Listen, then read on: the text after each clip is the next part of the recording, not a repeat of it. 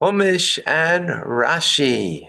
We are in the last Torah portion of the book of Shmois, the book of Exodus. Parshas Pekudei, chapter 38, verse 21. Okay. Ve'ele Pekudei, and these are the accountings or the appointments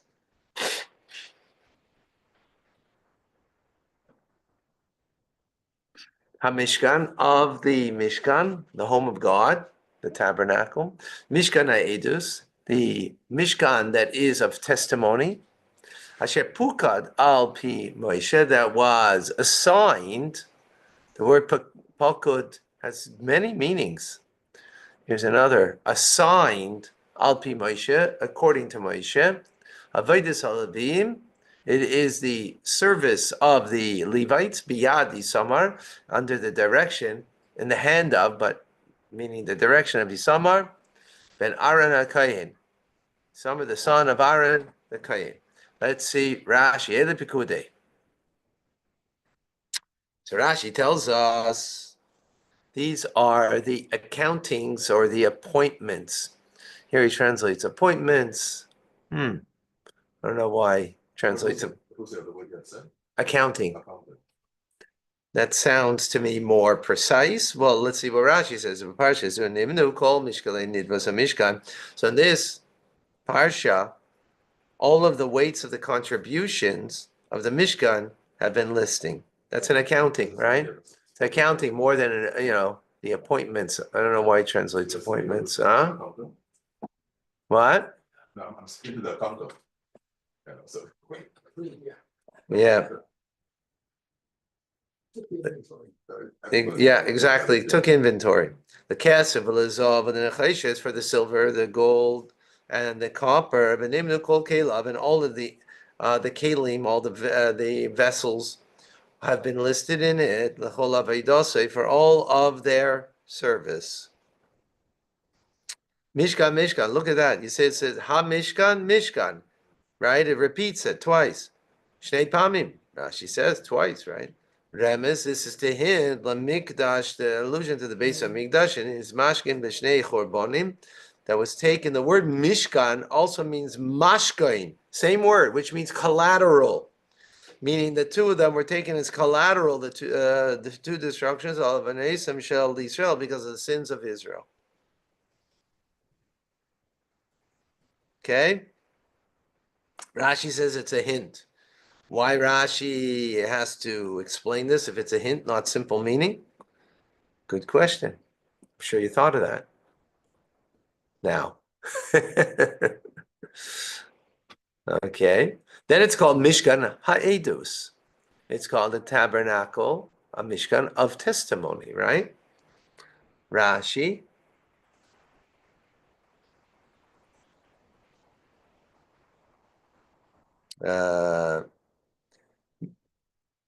Mishkan Edus, a Mishkan of testimony. Edus L'Israel, they are testimony for the Jewish people. Shevita Lahem HaKodesh Baruch Hu Ma'aseh Egel, because God, He overlooked the sin of the golden calf. Shaharei Yishlish Shchinas B'neihem. How do we know that? Because the Shechina became rested and present in the Mishkan, which is a sign of their forgiveness. The work of the Levites. This refers to the so here this is an appointment now, right? The first thing was an accounting. This is an appointment, right? Meaning that the Mishkan and the implements they're assigned, given over to the Levites in the desert. They had to carry it. They had to take it down, the Mishkan, and put it back up. Each individual, they had their burden that they were charged with, that they had a responsibility. As we will see later on in the book of Bamidbar and Parshas Nosei. Yad Isamar. This is the hand of Isamar, meaning he's one responsible. Yabakid Aleim. He was put in charge of this. To give each family the work that they were responsible for. Okay. Next, 22. Betzalel ben Uri, and Betzalel the son of Uri ben Chor, the son of Chor, Amata Yehuda, to the tribe of Yehuda, also is the Kol Shetziv Hashem Moshe. He did everything that God commanded Moshe. Okay. So this sounds a little superfluous. Rashi already said in last week's parsha, right, when it says V'yas Betzalel, that Betzalel made, so he said he gave himself over more to the works of the Mishkan than anybody else, and that's why it says that he made it, when in fact it was a collaboration. So why is this verse now coming and saying that he did it? So Rashi in 22. So Betzalel, he did everything that Hashem had commanded Moshe. It doesn't say Betzalel was commanded. It doesn't say here that he was commanded. But rather that Hashem commanded Moshe, right? Everything. What does this imply? That even with regard to matters which his master Moshe did not tell him. Betzalel's mind was in accord with that which had been said to Moshe at Sinai. What does that mean? So he explains. You follow what he just said? In other words, everything that God had commanded Moshe, he did. Well, he didn't know everything that God commanded Moshe. But Rashi's saying, no, he actually came to it, because not necessarily everything was told to him, but yet he came to it himself. He had a prophetic vision or whatever it is, right? He came to it. So he explains now. Why? Because Moshe first commanded Betzalel to make the vessels, right? Menorah and the altars and so on, and afterwards to make the Mishkan. Betzalel said to him, the common practice of the world is to first make a house. And only afterwards, but you put in the furnishings, right? You don't get the furnishings first and then get a house. So Moshe said to him, this is what I actually heard from Hashem. Moshe went on to say to him, B'tzel kel ha'isa, you were in the shadow of God. Keep it vaday kach sivali HaKadosh Baruch Hu, for indeed this is what God had commanded me. And so Betzalel did. A Mishkan Tchila, the Mishkan first, also is a Kelim. And only afterwards he made the furnishings, the vessels. So you have a question?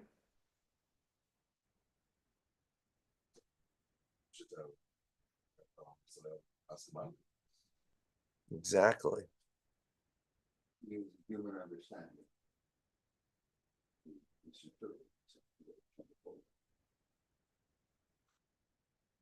Humanity. Why? It's the opposite, though. No, Moshe instructed him one way, and then he said, "Wouldn't this Betzalel said, isn't it better this way?" And Moshe said, "Yeah, that's what Hashem instructed." So why did he give it over that way? That's the question. Humanity. What? But why this? Why in this case? No. What does that mean? It was following Hashem's instructions all along. Right. So in this But he didn't tell him the correct thing in this case. Or he didn't tell him the correct thing, not in the correct order.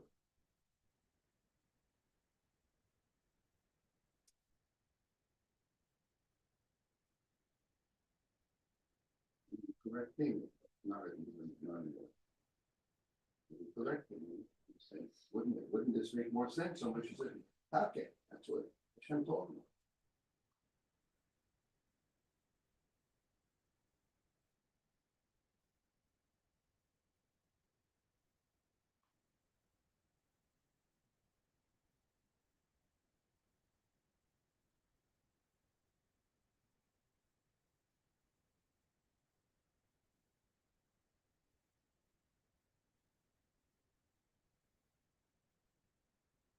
So the Gur Arya explains like this. Perhaps to see the Rebbe's explanation, but Gur Arya explains like this. You hear? He says that because the furnishings are more important than the Mishkan, so that's why he said that first. He gave the more important thing first. That's what he did. But the thing is, in the is Hashem said, do X, Y, and Z. So why would Moshe think otherwise? After all these years of following Hashem, why at this juncture, this point, he would think differently. And actually, if you want to go further, I mean, I didn't see this in the Gur Aryeh, but we're gonna have to see the Rebbe. The Rebbe is the only one's going to answer this one.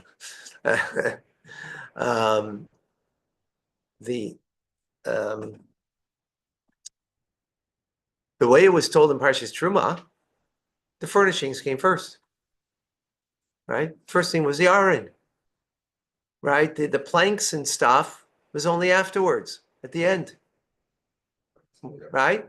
So I don't know what it means. And he was told the more important thing first. Aron, the most important thing. He was told that first. That's what we have, right? If you remember. So, anyways, planks and the ceiling part, the skins and everything was only afterwards. So anyway, we need to look more into it. The whole thing is a bit confusing. Yeah. Okay, Chav Gimel, 23. Itai, and together with him, Eliav was Eliav ben Achisamach, the son of Achisamach, Lamata Dan, to the tribe of Dan. Charash, he was a craftsman, and a weaver, a weaver, and an Araikim, and an embroiderer, Betcheles, with turquoise, a bargamon, and purple, and purple, turquoise, purple, shonish, of a sheish, and together scarlet wool, 3 different types of wool, and linen. Kol hazav, and all of the gold, malacha, that was done for the work, b'chol malachas hakodesh, for all of the holy labor, zav hatnufa, and the gold for the wave offering comes to an amount of Tesha ve'esrim kikar, 29 talents. Ushva me'ez shloishim, and 730 shekels, shloishim v'shekela v'shekela kodesh, and the holy shekel. Let's see Rashi. Okay, we have an accountant here.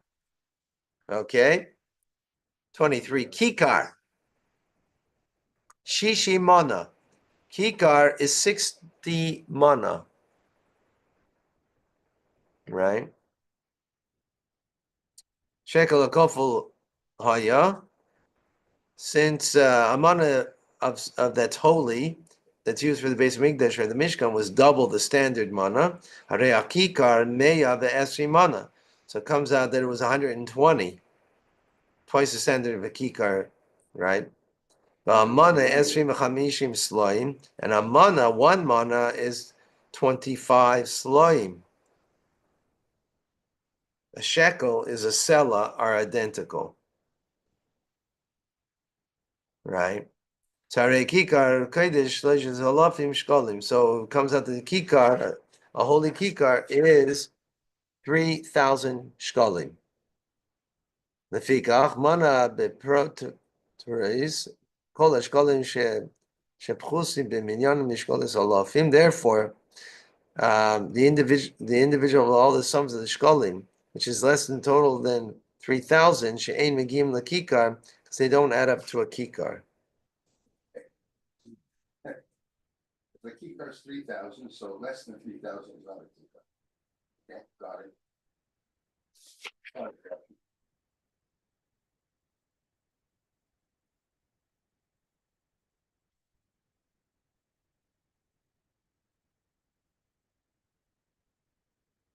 Okay, we'll figure out later if we have time some more on this.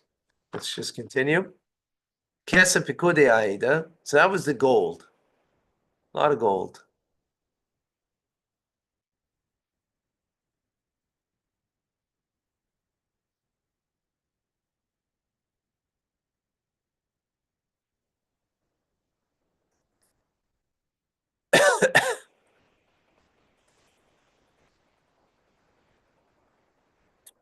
So there are 29 kikars, talents,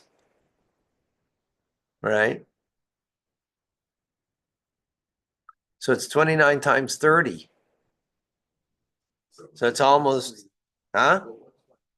The verse says 29 kikar. Right? Times 30. So 3,000. 3,000, I mean. 3,000. 3,000. Right. Plus 700. So it's almost 90,000 shekels. Plus Right. 730. All right. Okay, that's gold. Kesef, Pekudei, and the silver that was accounted for the community, Ma'as Kikar, was 100 talents, right? Not 60. There's more silver, right? The Elef Ushvameis, V'chamishim Shivim shekel v'shekel HaKodesh, and 1,775 shekels of the sacred shekel. Beka legolgoilis, it was the beka per head, maxis a shekel for the half a shekel, shekel HaKodesh, a holy shekel. Chola Ever Pekudim, those were that pass by the count. Here, Pekudim means the count, an accounting, the count. From 20 and up, the Sheish Me'ais, Elef, for the 600,000, Ushloishes Alafim, and 3,000, V'chamesh Me'os, and 500, V'chamishim, and 50. In other words, they all gave half a shekel, which a half a shekel is a beka per head. Right? A beka is half a shekel. Right, we're talking about the silver, exactly. Rashi in 26, Beka, who Shem Mishkal Shemachs is a shekel. This is a term of the weight of the half a shekel. The Sheish Meos, remember, everything we're talking about here is in weights, not in value. For 600,000, Kacha, you Israel, that's how many there were, the number of the Yidden. Kacha, Mishkan, this is the amount that was after the Mishkan was erected. The Sefer Vayidaber in the book, this is in Numbers, the book of Bamidbar. Afata, now too, the Nidras of Mishkan, when it comes to contribution of the Mishkan. That's why it says that? I don't know. Good question. I don't think so. Why does it say about midbar? I don't know. Good question. I don't recall seeing something like that before. So Afata, so here too, but Nidras of Mishkan, when it came to contribution for the Mishkan, Kachayu, they were in such a number, the total of the half a shekel, shel sheish meos aleph of the 600,000, kikar, comes up to 100 kikar. Right, because shekel, right, this is half a shekel, so then that would be 600,000 because it would be 300,000 times 2 because it's half, right? Kol echad shel shloishes halafim shkalim, right, up to 300,000 shkalim. Ketzad, how do you arrive at this? Sheish me'os elev v'chatzai harei hem shlosh me'os ve'elev shleimim. So 600,000, half a shekel is 300,000 whole shekels. Mas kikar, which is that's 100 kikar, because a kikar is, we said, was 60. And then you have left over 300,000, 3,000 rather, 550 shkalim, which then gives shekel, which gives, huh? 3,550 Half shkalim, right, which gives, then comes out to 1,775. Right. Okay. V'yi ma'as kikar kesef, ma'asin. So it was the 100 talents of silver. Latekes is adnei hakodesh. They were used for casting. Latekes is to cast. The adnei, the sockets or the bases, the hakodesh of holy, right? Adnei hapareches, and also for the bases of the curtain. Ma'as adonim, 100 bases. Or the ma'asa kikar la'adai, and 100 kikar talents, 1 talent for each base. Rashi, the second is targuma le'itzka, for casting. The eis adnei hakodesh, and the bases were for the sanctuary. So kol kashi mishkan, all of the planks of the mishkan, shehei memches kroshim, are 48 altogether planks. V'lehem tzadik vav adonim, so they had double, right? Because there are 2 sockets, 2 bases for each plank. So that's 96. V'adnei hapareches arba, and the pareches, the screen, the curtain, right, that was in front of the Holy of Holies, had 4 more, right? Which that gives you 100. And the other, there were other sockets, other bases, but they were made from copper. They were made from copper. Excuse me. There's in 28. There's Elef, which and the 1,700 of the Chamishim, the Shivim, 75. Also, Vavim La'amudim, they made hooks. Vav is a hook. Put a vav in front of a word, and hooks it to the previous word, as it means and, right? So Vavim, hooks, La'amudim, for the pillars, and they were overlaid, they were covered over their tops and banded them.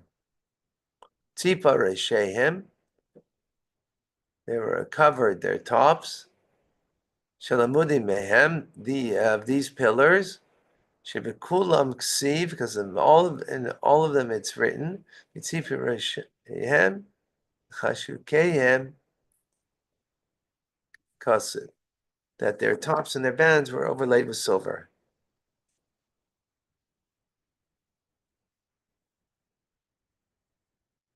Okay. That's now we go to copper and the choshes. And the choshes nufa shivim kikar. The wave offering was 70 talents. Ba'alpayim ba'arba meos shekel, and 2,400 shekels. Remember, shekels a weight. Biasba sadnei pesach oyel mayid. And what was done with them?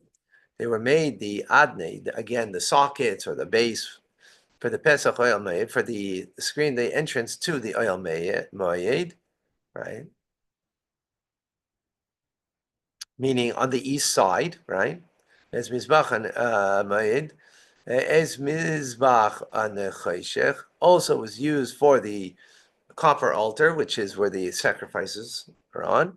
As Michbar and the Chayshes, and the copper grate, Asher Loi, that was to the altar, it's called Kalei Mizbeach, and all the altar's utensils were made from copper. Okay, continue.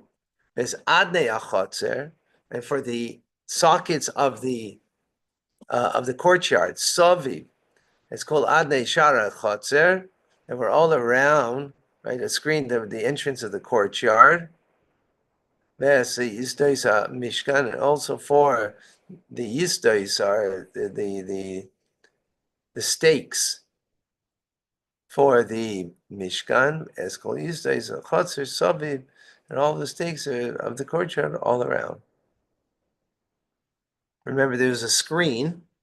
Okay, let's take a look at the picture here.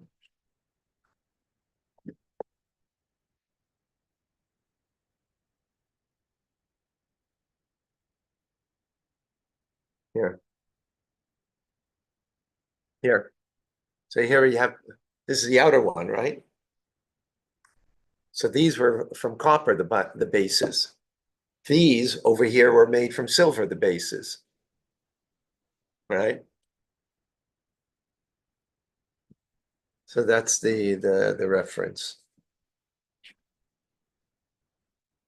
And also for the altar was made from copper, right? Okay. Chapter 39, verse 1. Now we're going into the coverings. Oh no, actually, this is not the coverings. This is actually the coverings that was made for when they would travel from one place to another. They cover the holy utensils. And from this is all wool, turquoise, purple, and scarlet wool. Ashani, sorry. Also, it's Pekudei Srad. They made the clothing for the Pekudei Srad. Srad is the netted clothing. The Shard is Kodesh to serve for the holy. The also is Pekudei al Kodesh, and they also made the holy clothing Asher LaAron that was for Aaron. Kasher Tziv Hashem as Moshe, as Hashem had commanded Moshe. It's interesting. Why does it say only Aaron? How about his sons? So Mina Tchelis, Rashi, the argument of a gamer, and so on. Sheish Loy Nemarkan. I was wondering, Taka, linen's not mentioned here. We always mention linen. Mikan on the Omer from here. I say, does Rashi say? She'aim Pekudei Srad halalu Pekudei Kuna, that the mesh garments are not the priestly garments. Shebigdei Kuna hayashesh. For the linen, there was linen in priestly garments. Elaheim begodim shemechasim bahem kliya kodesh. But we're talking about here the garments that cover the holy vessels. When the time for departure came, that they went on their journey. There was no linen in them.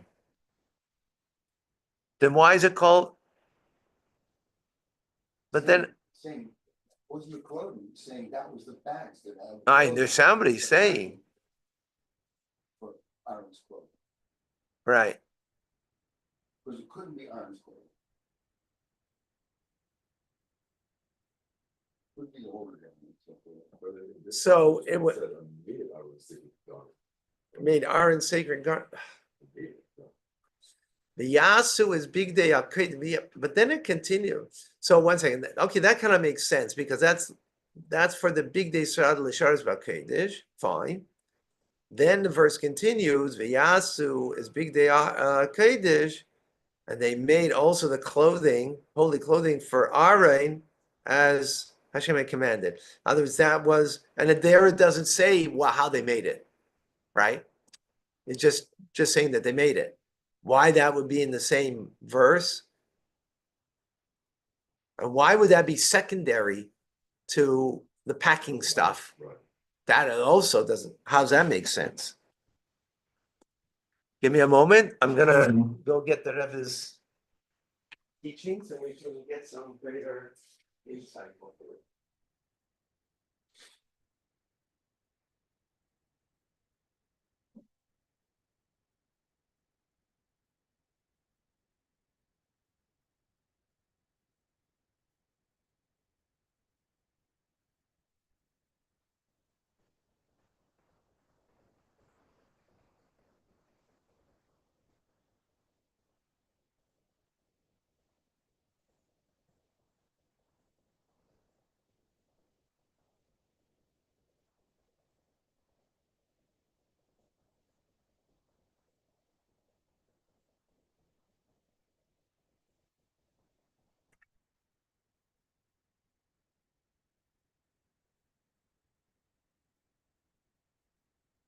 Okay, which one should we go first to?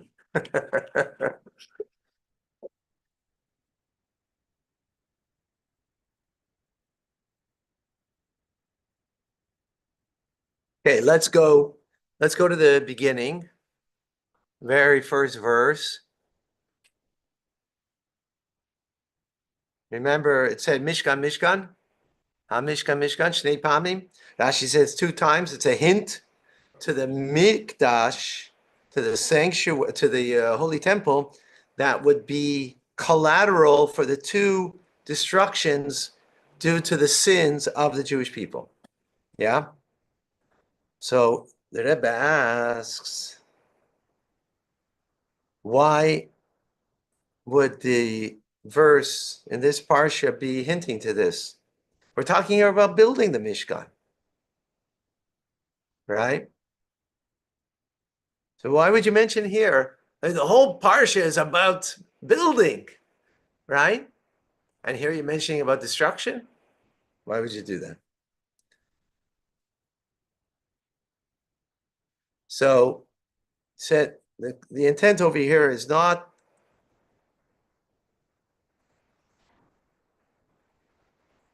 it's not to hint to the destruction of the Beis Hamikdash, but on the contrary, to hint to its strength and its eternity. How so? A collateral is a article that's taken from the borrower in a temporary manner, right? In order to confirm or to assure the paying of the loan. After the loan is paid, guess what? You get back your collateral, right? Same thing as in our verse over here. The verse is hinting to the 2 holy temples, right, that are referred to in a term of Mishkan,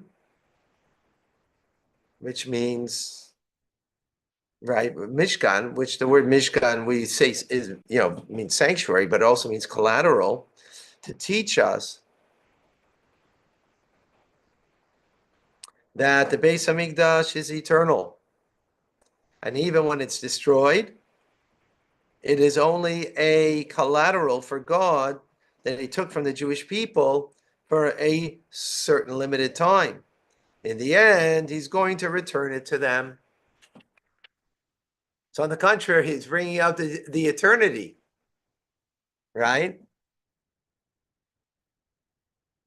That's what Rashi is emphasizing over here, that it's a hint to the Mikdash, meaning the holy temple, not the Mishkan, that was collateraled for 2 destructions because of the sins of the Jewish people. The reason for the destruction isn't coming from the Mikdash itself, but it's a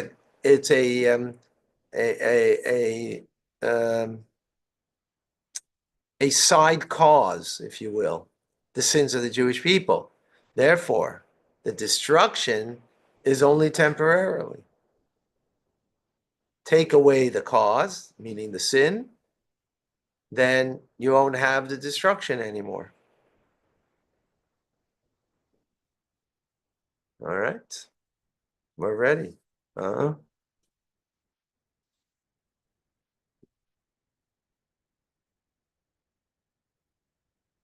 Okay.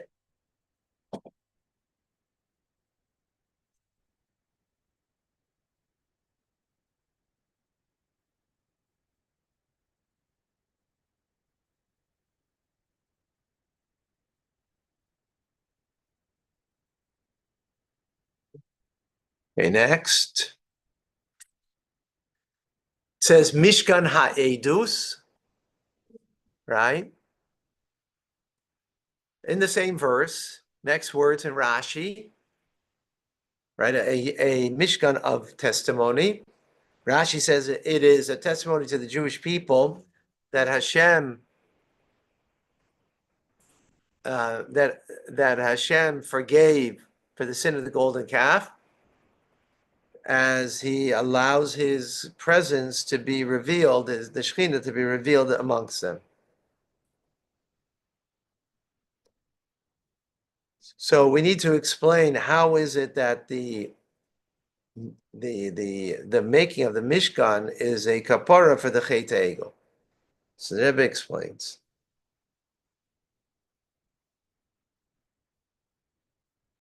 that Avodah Zarah, idolatry, isn't a complete denial of God, right?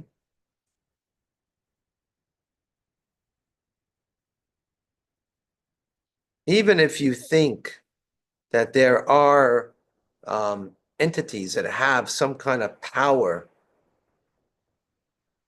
that they have some independent power, that's also considered avodah zarah. In others, you recognize God, but there's entities that also have some kind of power, right?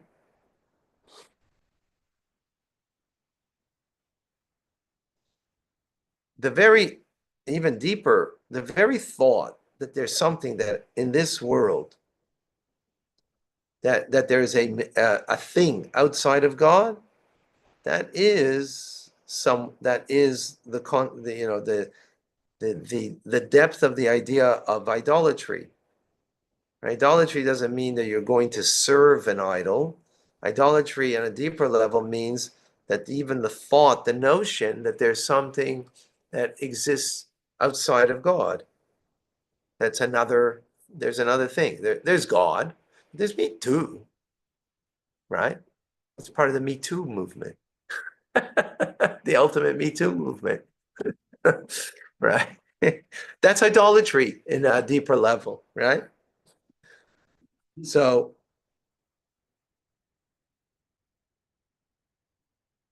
from here, in with that notion,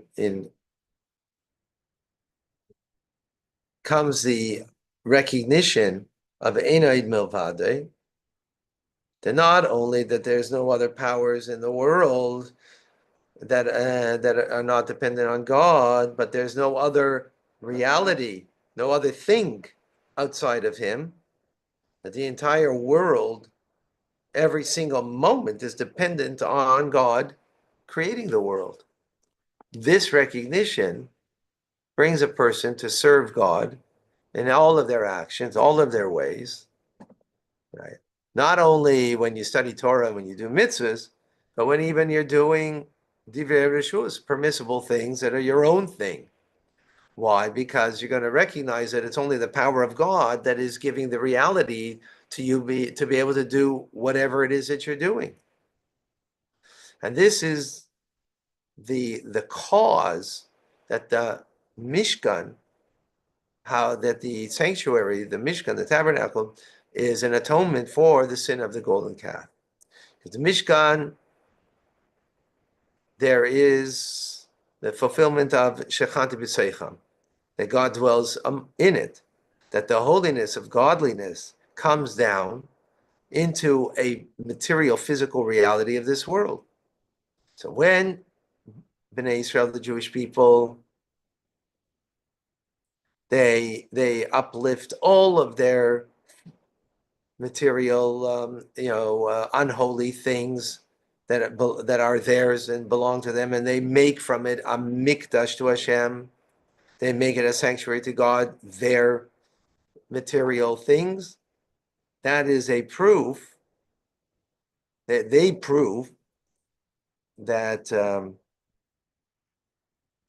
that there is only but the reality of God, because they're using the material, physical things for the presence of God.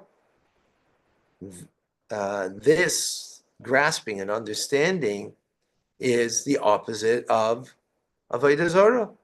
Therefore, the Mishkan becomes a kapara, becomes an atonement for the Chet Egel. Right? In other words, that the physical reality of something, right? Our natural sense is that the physical reality of something is, we believe in God, but this is also something. It's also a thing. And because it's a thing, so then, the natural way would be that, I'm a thing too, and therefore I'm going to use this thing for my thing. But when you use it, your things, l'shem shamayim, for the sake of Hashem, then there is no thing but God. That's what your statement is. There's nothing else but God, because you're using all of your material things for God. That's how a Mishkan, a physical place in this world, can be then the atonement for the Jewish people, because they recognize in their lives, and therefore the Mishkan, which is a thing, a physical thing in this world, becomes a sanctuary of the presence of God.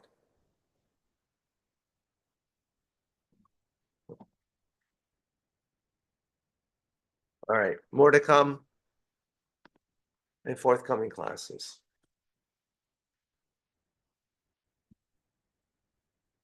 Tanya coming up. Thank you, folks. Thank you, Rabbi. That was the dance, Rabbi? Mitzvah Hashem.